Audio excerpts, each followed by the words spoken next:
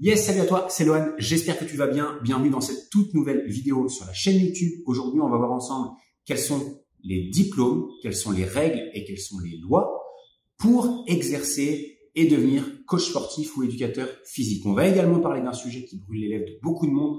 Est-ce que oui ou non, aujourd'hui en France, on peut exercer et coacher sans diplôme?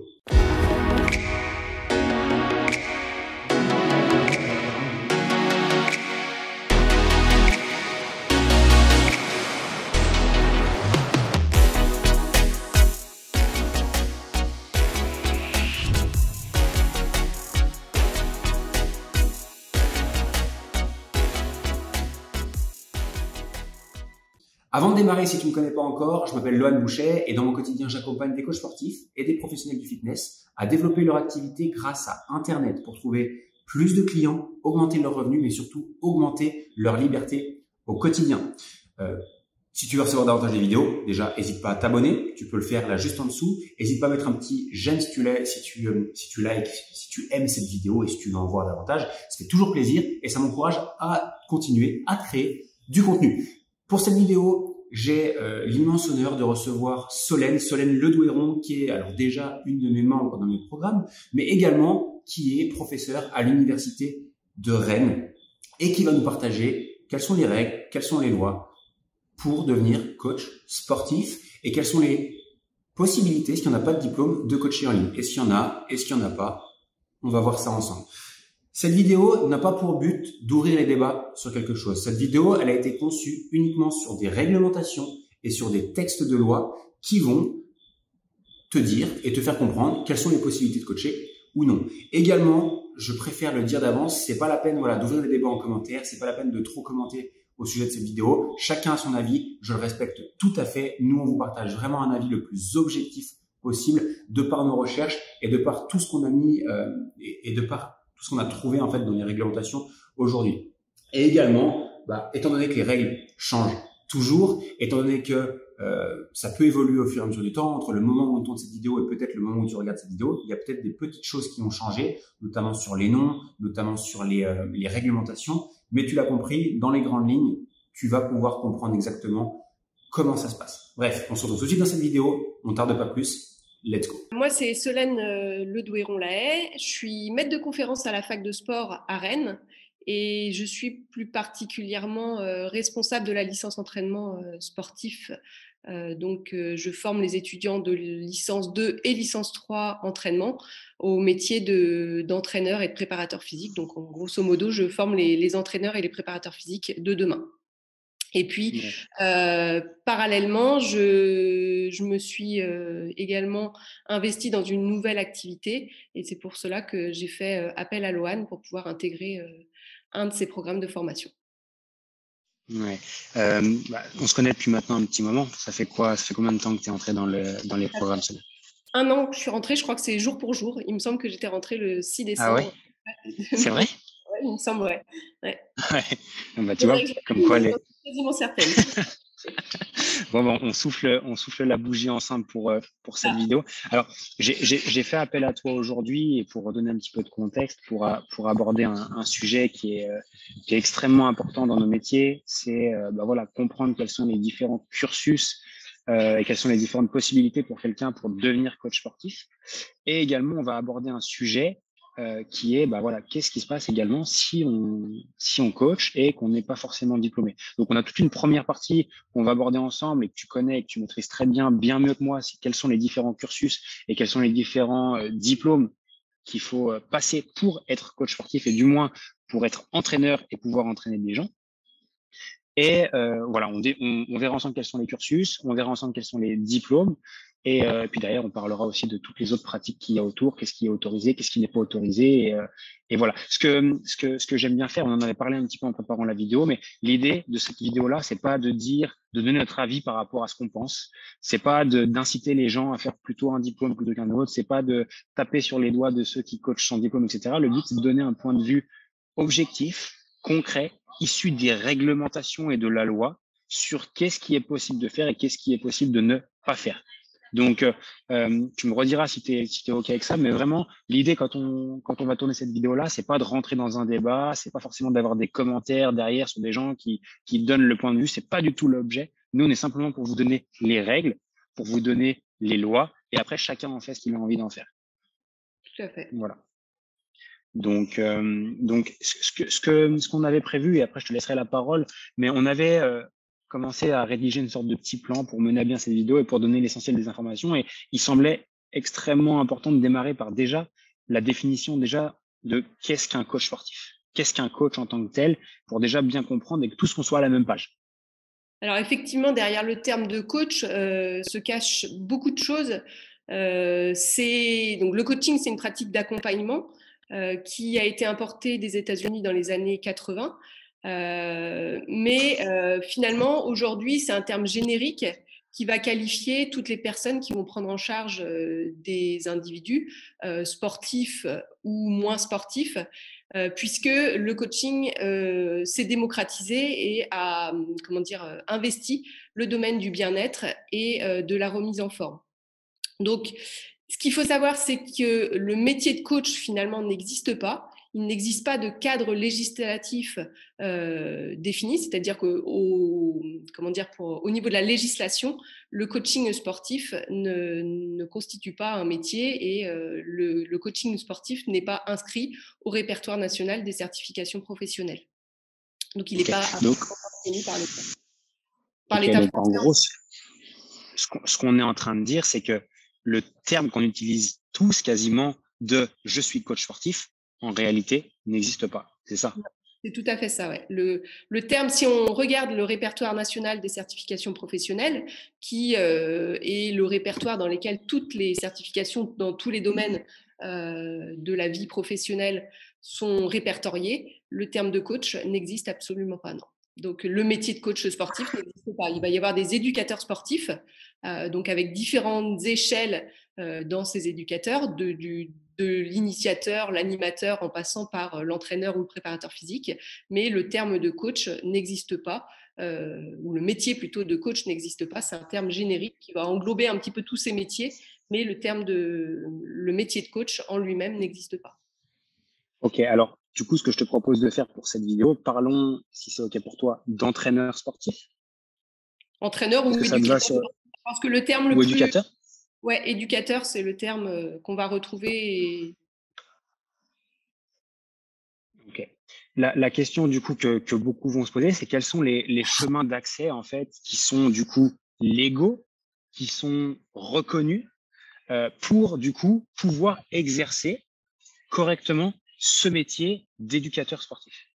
Alors, ce qu'il faut savoir, c'est qu'en France, l'encadrement des activités physiques et sportives, qu'il s'agisse d'enseignement, d'animation ou d'entraînement, donc qu'il s'agisse d'un éducateur, d'un animateur ou d'un entraîneur, tout l'encadrement de ces activités sportives est réglementé par le Code du sport.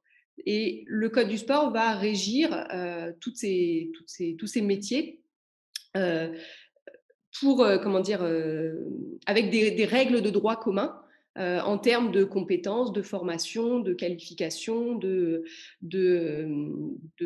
règles pour pouvoir intervenir dans un cadre sécuritaire. Donc, c'est le Code du sport qui va faire foi. Et dans ce Code du sport, on va retrouver un certain nombre de diplômes, de titres à finalité professionnelle qui sont bien listés dans l'article 212 du Code du sport. Et on va retrouver 3 branches de formation. Donc, il y a la branche du ministère des Sports, il va y avoir la branche universitaire et la branche professionnelle donc ce sont des titres qui sont délivrés plutôt par les fédérations. Et donc, chaque branche va nous donner accès à des diplômes ou des qualifications, des titres professionnels avec lesquels on va avoir, la personne qui va obtenir ces diplômes va avoir des compétences et des prérogatives d'exercice. Et alors, l'idée aujourd'hui, alors déjà, je pense que déjà, rien qu'avec l'histoire des branches, on y voit déjà un petit peu plus clair. L'idée, ça va être de parler des différents diplômes, du coup, qu'on peut obtenir.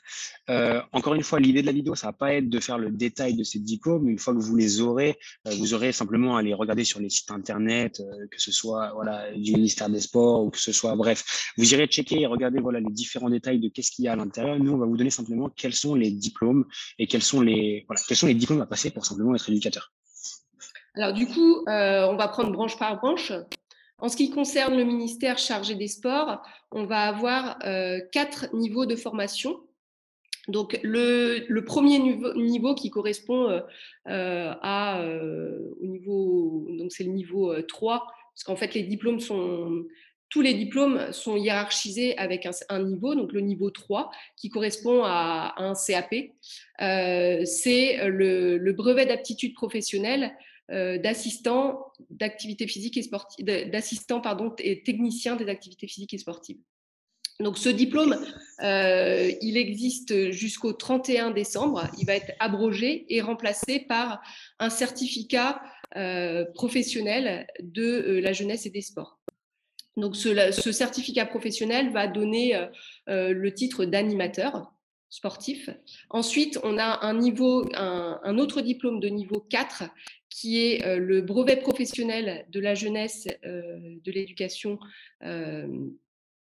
de brevet professionnel de la jeunesse, de l'éducation populaire et des sports. Je te rassure, je m'en sors pas non plus avec les noms, avec tout ce qu'il y a, etc. Le DGEPS, en fait, tout le DGEPS, qui va lui aussi, donc même si c'est un niveau légèrement supérieur, il va donner des prérogatives d'animation et d'éducation sportive. Ensuite, on va avoir un niveau supérieur où c'est le DGEPS, donc c'est le diplôme d'état de la jeunesse et des sports. Donc, c'est un diplôme là qui correspond à un bac+2. Et ensuite, on a un niveau encore supérieur, le diplôme d'état supérieur de la jeunesse et des sports, où là, on est sur un diplôme de niveau 6 qui correspond à un bac+3. Donc ça, c'est les 4 niveaux dans la filière du ministère chargé des sports. Ensuite, on a les diplômes du ministère de l'Éducation nationale. Donc ça, c'est les formations universitaires. Et pour faire assez simple, on va avoir les licences. Donc la licence, les 2 premières années de licence vont nous donner l'accès à un DUG, donc qui n'est pas délivré automatiquement par l'université, mais qu'on peut demander à l'université pour pouvoir faire valoir un diplôme d'animateur sportif, ou en tous les cas des prérogatives plus qu'un diplôme d'animateur sportif. Et ensuite, on va avoir à l'issue de la licence 3e année, en fonction de la mention que l'étudiant aura choisie, donc soit la mention entraînement, la mention activité physique adaptée, la mention éducation et motricité. Tous ces diplômes vont donner des prérogatives différentes, c'est-à-dire qu'un étudiant qui aura choisi la mention éducation et motricité aura des prérogatives d'enseignement des activités physiques et sportives. Une personne qui aura, à l'inverse, choisi la mention entraînement sportif aura des prérogatives d'entraînement. Et donc, on ne pourra pas, l'étudiant qui aura choisi la filière entraînement ne pourra pas enseigner contre rémunération. Et à l'inverse, l'étudiant qui aura choisi la mention éducation et motricité ne pourra pas entraîner contre rémunération. Et enfin, dernière branche, c'est la branche Alors, je me permets juste de revenir sur un truc parce que tu ne l'as pas mentionné. On est d'accord que la licence s'appelle la licence STAPS. Oui, pardon, oui, la licence STAPS, la licence sciences et techniques des activités physiques et sportives qui sont délivrées dans les UFR STAPS, dans les unités de formation et de recherche STAPS. Donc, ce sont bien sûr les diplômes STAPS, effectivement. Okay. Et donc, les diplômes universitaires de la branche générale, on va aussi retrouver des diplômes universitaires professionnels avec les licences professionnelles qui, là, vont avoir une orientation professionnelle un petit peu plus marquée. C'est notamment le cas de la licence professionnelle métier de la forme. Donc, il y a un diplôme, un bac+3. Et donc, les diplômes de la branche professionnelle, comme je l'ai énoncé tout à l'heure, c'est ce qu'on appelle les CQP, les certificats de qualification professionnelle qui sont délivrés par certaines fédérations. C'est notamment le cas de la fédération sportive de foot qui va délivrer ce CQP. Donc, ce n'est pas un diplôme au sens strict du terme, mais c'est une qualification qui va permettre à son titulaire d'assurer des fonctions d'animateur sportif. Ok. super clair. Voilà. Encore une fois, et je le répète, du coup, nous, là, on a énoncé les diplômes, voilà, qui sont nécessaires pour pouvoir être éducateur sportif. Selon ça, après, prenez les infos et allez voir sur les différents sites internet et les différents portails quel est du coup le diplôme qui vous correspond le mieux par rapport à votre situation et par rapport à votre projet professionnel. Hein, je pense que tu me rejoins là-dessus. Tout va dépendre de ce qu'on veut faire, tout simplement. Pour résumer, en fait, les diplômes qui sont délivrés par le ministère des Sports, c'est le BPAT qui, lui, va être abrogé et remplacé par un diplôme, un certificat professionnel. Ensuite, on a le BPGEPL, le DGEPL et le diplôme d'état supérieur. Donc ça, c'est la branche du ministère chargé des Sports. On a les licences STAPS, qu'elles soient générales ou professionnelles, et puis les CQP pour la branche professionnelle. Écoute, je pense ça fait un bon point, ça fait déjà une bonne zone d'éclaircissement par rapport à tous ces diplômes-là. Encore une fois, il y en a certains qui vont avoir, alors je ne sais pas si tu veux en parler maintenant sur les parties alternance, un peu les inconvénients et les points forts de chacun des cursus. Est-ce que tu veux qu'on zoome dessus ou est-ce que c'est pas nécessaire selon toi? Si, ça peut être intéressant puisque en fonction de la situation professionnelle et puis la situation personnelle de chacun, un cursus sera plus adapté qu'un autre. Donc toutes les formations du ministère chargé des sports qui vont donner qui vont permettre d'obtenir soit un brevet professionnel, donc le BPGEPS ou les diplômes d'État, sont des formations qui sont réalisées en alternance avec une part de formation dans un centre de formation couplée à des périodes de stage en structure sportive. Les diplômes universitaires, eux, sont plus des formations continues. Ce sont des formations initiales, mais sous un format continu, même s'il peut y avoir de l'alternance, mais ce n'est pas de l'alternance qui est sur le même mode que les formations qui sont proposées par le ministère chargé des sports.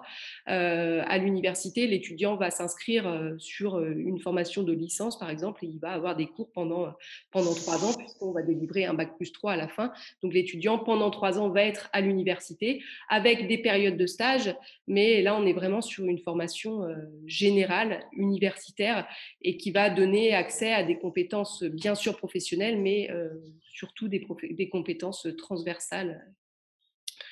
Voilà. Selon toi, alors je vais prendre deux cas de figure. Je me mets juste dans la peau de quelqu'un qui regarde cette vidéo et qui se dit, OK, demain, je veux devenir coach sportif, alors éducateur sportif, du coup, dans le jargon de cette vidéo-là.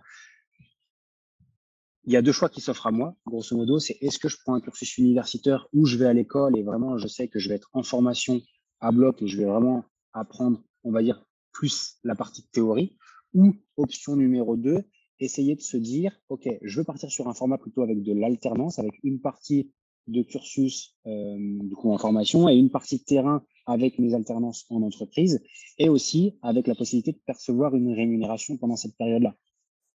C'est ça. Est-ce que je résume bien les deux possibilités? Et ensuite, déjà, une fois qu'on a fait ce choix-là, est-ce que je vais être plus à l'école ou est-ce que je vais faire une alternance? Derrière, on peut se rediriger vers la formation ou le diplôme qui est le plus logique par rapport à ce qu'on veut faire derrière. Après, je pense que c'est une question de compétences. Les formations qui sont délivrées par le ministère chargé des sports sont des formations où on va l'étudiant ou la personne qui est qui va suivre la formation est vraiment immergée dans le domaine sportif et du coup va vraiment développer des compétences pédagogiques dans le domaine sportif, alors que l'étudiant en STAPS, lui, va développer des compétences transversales, des compétences scientifiques et bien sûr des compétences dans l'encadrement, mais les périodes de stage étant moins importantes que ce qu'on peut avoir dans les formations proposées par le ministère chargé des sports, l'expérience d'encadrement, elle est moins importante. Alors, on ne peut pas dire que c'est des formations qui sont moins bonnes, attention, hein, ce n'est pas du tout ce que je dis.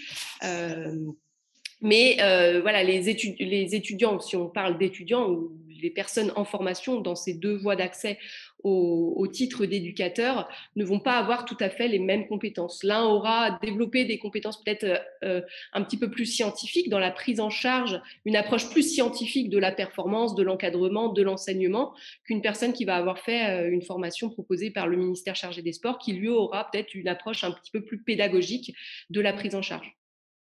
Très bien. Écoute, je pense que c'est suffisant par rapport à tout ce qu'on vient de partager. Et encore une fois, notre objectif, c'est pas de donner un avis sur qu'est-ce qui est bien, qu'est-ce qui est pas bien. L'idée, c'est que vous savez ce qu'il en est maintenant. Allez faire vos propres recherches et surtout, choisissez le cursus qui vous correspond le mieux. Je pense que c'est le meilleur truc qu'on puisse dire dans cette vidéo. Et ça me permet d'enchaîner sur une partie, une question qu'on s'était posée. C'est OK, il y a des diplômes. Qu'est-ce que ça nous donne, ces diplômes? Qu'est-ce qu'on obtient? Et on va parler de la carte professionnelle. À quoi ça sert? Qu'est-ce que c'est que cette carte professionnelle? Et est-ce que c'est obligatoire d'en avoir une? Alors, à l'issue de la formation, quelle que soit la branche qu'on aura choisie, on va obtenir un diplôme. Donc, par exemple, un DGEP ou alors une licence STAPS, entraînement sportif. Et donc, ce diplôme va être accompagné de ce qu'on appelle un complément au diplôme que l'on va, déclarer à la jeunesse, au département, à la direction départementale ou à la direction régionale de la jeunesse et sport, qui va nous octroyer derrière une carte professionnelle. Donc, en fonction du diplôme que l'on aura obtenu, on va obtenir une carte professionnelle sur laquelle est inscrite, entre guillemets, c'est des compétences et derrière des prérogatives. Et donc, cette carte professionnelle, en quelque sorte, c'est le sésame qui va nous permettre de travailler contre rémunération pour les compétences que l'on a obtenues. Et donc, on ne peut pas travailler en tant qu'éducateur sportif sans cette carte professionnelle. Très bien. Je pense que ça ne sert à rien d'en rajouter. Tu as dit la phrase qu'il fallait. On ne peut pas travailler en tant qu'éducateur sportif sans sa carte professionnelle. Je le répète une deuxième fois pour moi. Contre rémunération. Bénévole. Une personne qui n'a pas cette carte professionnelle peut être bénévole dans une structure sportive, mais par contre, elle ne pourra pas être rémunérée pour prendre en charge un groupe ou un groupe de sportifs ou des sportifs à titre individuel. Et d'ailleurs, l'exercice de l'encadrement, qu'il soit de l'initiation, de l'encadrement pur ou de l'entraînement, sans cette carte professionnelle, est passible de condamnation par la justice. Ok, très clair. On est aujourd'hui on voit beaucoup de choses qui arrivent, notamment sur les métiers, sur Internet. On voit beaucoup de formations, etc. pour soi-disant devenir coach sportif sur Internet. Je citerai pas de nom d'organisme, mais on voit beaucoup de choses. Et on avait envie d'aborder ce point-là, qui était la différence entre les diplômes, ceux dont on vient de parler ensemble, et les certifications. Quelles sont les différences entre ces deux choses et qu'est-ce que ces formations-là, en réalité, nous donnent réellement le droit de faire, en gros? Alors, donc, le diplôme nous donne réellement des compétences et des prérogatives que l'on pourra mettre en avant ou en tous les cas utiliser pour pouvoir travailler dans un cadre réglementaire en étant dans la loi finalement. Ouais.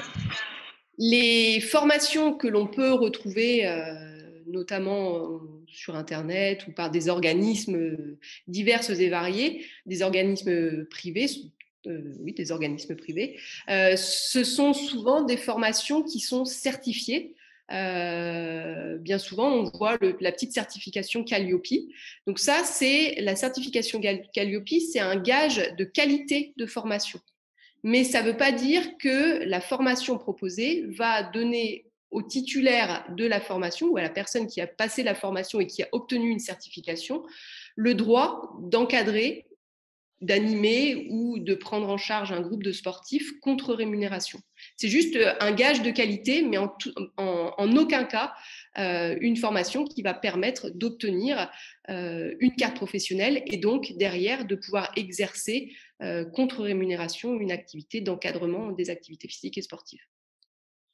Donc, si je comprends bien, Du coup, toutes ces formations certifiantes, qui sont, comme tu l'as dit, généralement certifiées Calliope, par exemple, ce qui n'est même pas le cas pour toutes, mais une grande majorité, nous permet d'avoir des compétences ou d'augmenter notre niveau de compétence pour encadrer des gens, mais ne nous donne pas le droit, si on n'a pas de diplôme, d'exercer et d'être rémunéré pour ça. C'est bien ça. C'est exactement ça. En fait, à partir du moment où on va avoir un diplôme qui est reconnu par le Code des sports, donc un diplôme soit obtenu par le ministère chargé des sports, soit par l'éducation nationale ou par les branches professionnelles, donc les fédérations, et que l'on souhaite augmenter notre niveau de compétence, il est tout à fait intéressant d'aller rechercher ces formations qui vont être orientées vers le développement de compétences spécialisées. Mais par contre, si on n'est pas titulaire d'un de ces diplômes, le fait de suivre une de ces formations ne nous donnera pas le droit d'exercer contre rémunération. Tu m'as fait une transition toute faite pour la question suivante que j'avais. Aujourd'hui, on va se parler franchement sans tourner autour du pot, mais il y a énormément de coachs qui exercent la profession, donc de personnes qui se disent éducateurs sportifs, qui exercent cette profession-là sans être diplômés.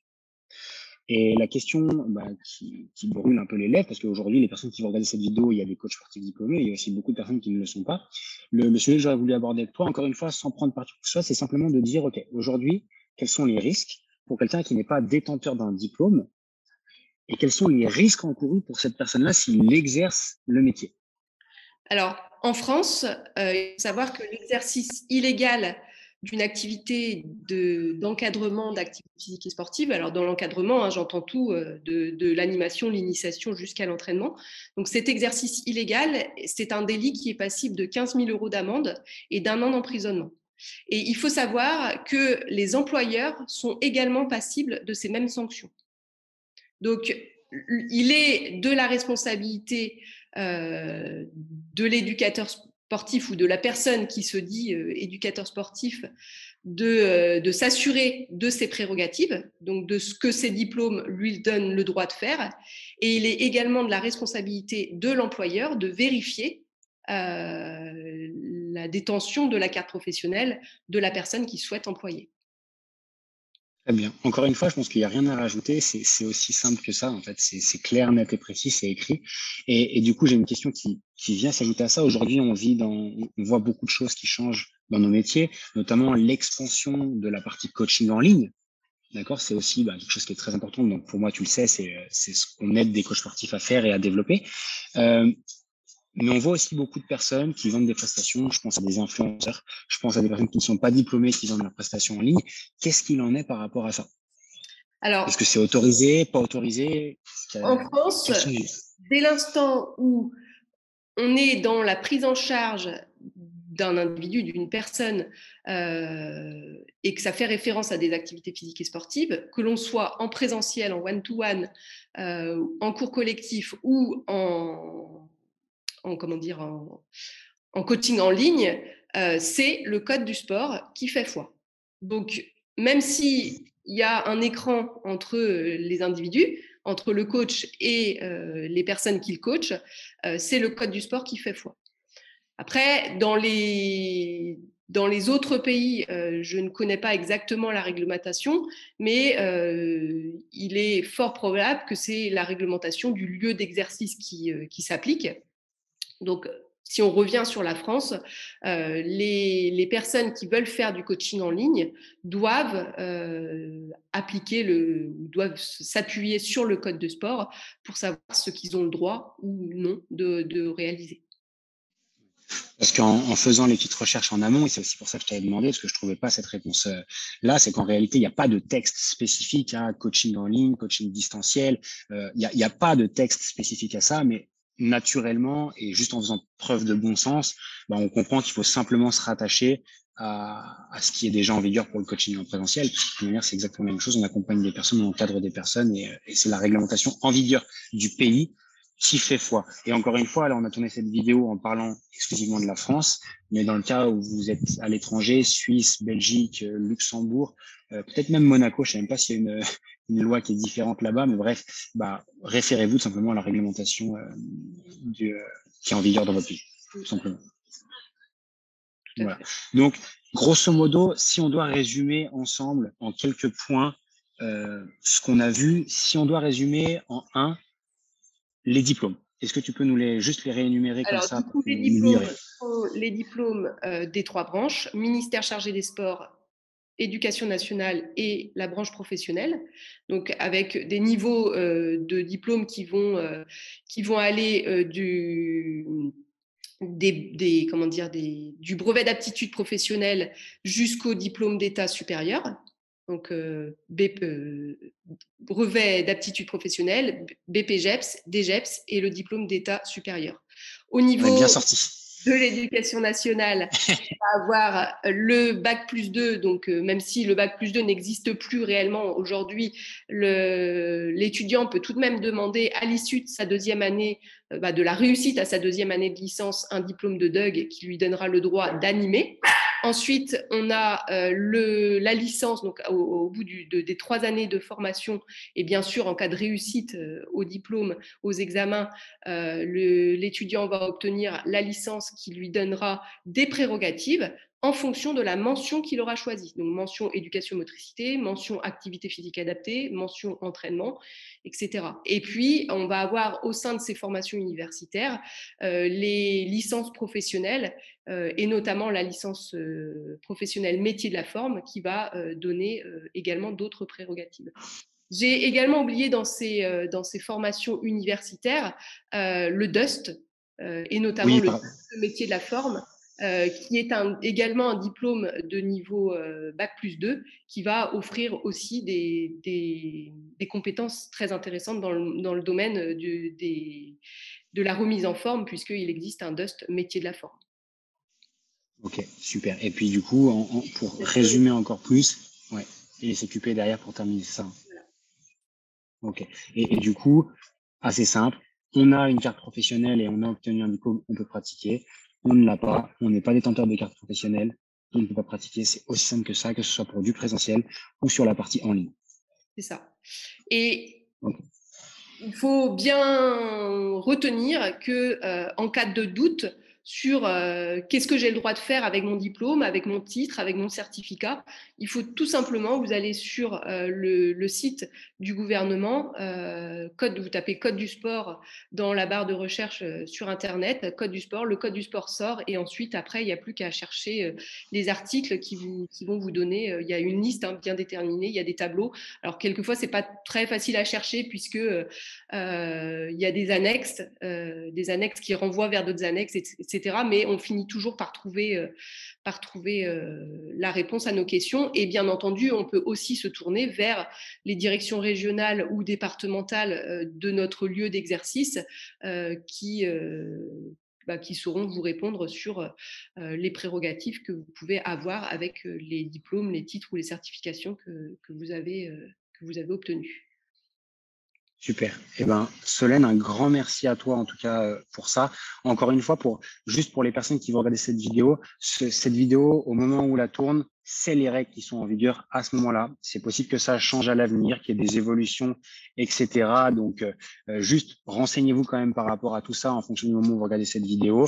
On a essayé de vous faire je pense qu'on vous a dit l'essentiel. C'est possible qu'il y ait peut-être à certains moments des petites erreurs sur ce qu'on a partagé, sur des petits trucs. Juste soyez un tout petit peu indulgent avec nous et c'est pas la peine dans les commentaires de nous faire des paragraphes, etc. En tout cas, on vous a extrait l'essentiel des informations, l'essentiel de ce que vous devez savoir pour les bonnes pratiques, pour savoir ce qui est possible de faire en tant que diplômé, pour savoir ce qui n'est pas possible de faire quand on ne l'est pas. Et voilà, je sais pas si tu veux ajouter autre chose par rapport à tout ça, toi, Solène. Non, pas spécialement. Tu as bien résumé tout ce qu'on a dit. Juste, une fois qu'on est diplômé, le professionnel, pour pouvoir exercer, doit 3 choses: être diplômé, donc posséder son titre de qualification qui est inscrit au répertoire national des certifications professionnelles. Bien sûr, on ne doit pas avoir fait l'objet de condamnation, donc ça, c'est bien précisé dans le code du sport, c'est bien indiqué. Et puis, ne pas oublier de déclarer son activité à l'autorité administrative, donc soit direction régionale, soit direction départementale de la jeunesse et sport de votre lieu d'exercice pour obtenir cette fameuse carte professionnelle. Super, parfait. Eh ben, un grand merci encore une fois à toi. Merci, C'est vrai Joël. que tout seul, j'aurais pas pu faire cette vidéo parce que j'avais pas toutes ces connaissances-là. Donc merci à toi. J'espère en tout cas que ça va aider beaucoup de monde, que ça va éclaircir les idées de ceux qui sont perdus dans la masse d'informations et dans tout ce qu'on voit sur Internet. Et puis voilà. Un grand merci à toi pour avoir regardé cette vidéo. J'espère qu'elle t'a apporté énormément de valeur. J'espère que tu y vois maintenant beaucoup plus clair. Si tu es coach, alors si tu n'es pas encore coach et que tu veux démarrer, aujourd'hui tu sais quels sont les différents diplômes et je t'invite à aller te renseigner sur ces différents cursus. Et aujourd'hui, si tu n'es pas coach sportif et que tu pensais ou que tu fais déjà du coaching sans diplôme, bah, tu connais aujourd'hui quels sont les risques et qu'est-ce qui peut arriver. L'idée, c'était vraiment de te prévenir plutôt que de guérir comme d'habitude. Bref, si tu as aimé cette vidéo, mets un petit like. Si tu as aimé cette vidéo, n'hésite pas à commenter pour en recevoir davantage au sujet du coaching sportif et notamment du coaching en ligne. N'hésite pas à mettre un petit commentaire. Ça fait toujours plaisir de voir vos commentaires, ça fait toujours plaisir de voir le soutien et ça encourage à continuer à faire ce type de vidéo. Bref, très bonne fin de journée à toi et à très vite dans une prochaine vidéo. Ciao, ciao.